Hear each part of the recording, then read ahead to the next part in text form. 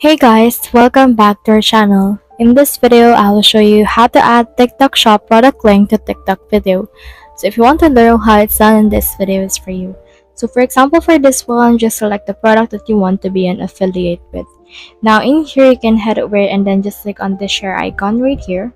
And then from in there, head over and click on this copy link option.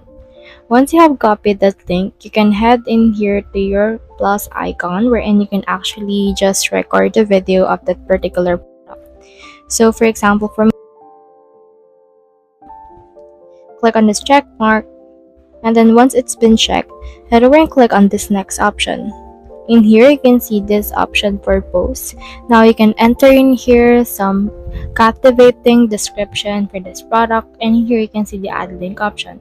So just click on this and then you can add the copied link that you have copied earlier. Like for example, this is the copied link that we have. You can head over and then add this particular link to that. And then after that, head over and click on this post right here in order to post your TikTok video.